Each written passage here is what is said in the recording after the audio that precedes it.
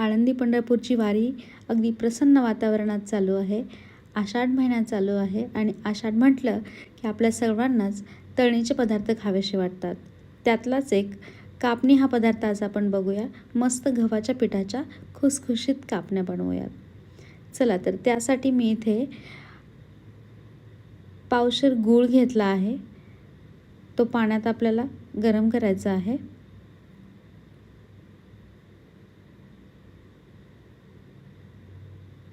गव्हाच्या पिठाच्या कापण्या अगदी खुसखुशीत लागतात. त्यासाठी इथे मी बडीशेप घालते आहे थोडीशी आणि सुंठ पावडर घालते आहे. हे आपल्याला 5 ते 6 मिनिट उकळी काढून घ्यायचं आहे. तोपर्यंत गव्हाचं पीठ आणि बेसन पीठ मिक्स करून घेऊया. त्यामध्ये कडकडीत तेलाचं मोहन घालून घेऊया, म्हणजे अगदी खुसखुशीतपणा येतो.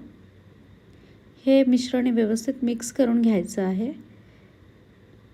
तेल गरम आहे त्यामुळे मी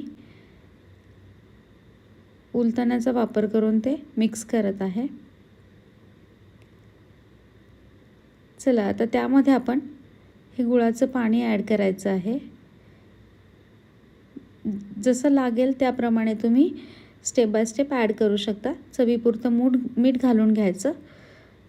हे व्यवस्थित मिक्स करून घेऊया आणि ह्याची आता आपल्याला कणिक मळून घ्यायची आहे.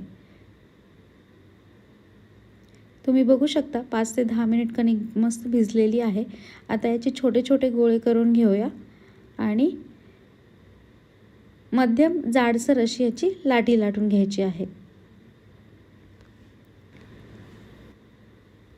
6 ते 7 दिवस अगदी मस्त राहतात कापण्या, खुसखुशीत होतात.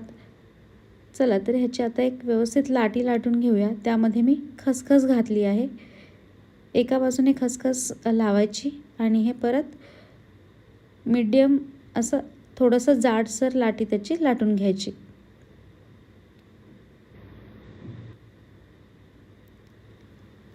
मध्यम लाटी लाटून झाल्यानंतर आपल्याला ह्याचे काप काढायचे आहेत.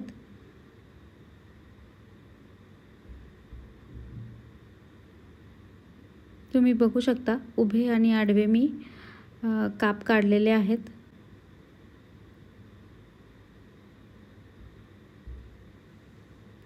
खसखशीचा फ्लेवर अगदी छान लागतो, त्यामुळे आपण याच्यामध्ये खसखस घालायची आहे.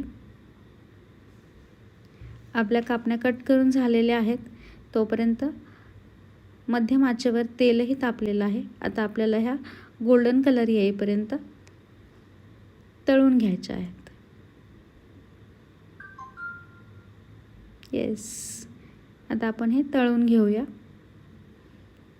मीडियम आचेवर आपण ब्राऊन कलर येईपर्यंत ह्याला तळून घ्यायचं आहे.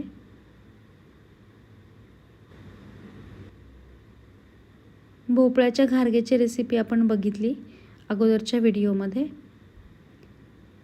तुम्ही नक्की ट्राय करून बघा आणि या कापण्याची रेसिपी पण तुम्ही नक्की ट्राय करू शकता. जर व्हिडिओ आवडला तर नक्की लाईक करा, शेअर करा आणि चॅनलला सबस्क्राईब करायला विसरू नका. ही रेसिपी तुम्ही पण नक्की ट्राय करा आणि कमेंटमध्ये मला सांगा कशी झाली आहे. चला तर मंडळी, पुन्हा भेटूयात अशाच एका इझी आणि क्विक रेसिपीसोबत. तोपर्यंत बाय बाय, टेक केअर.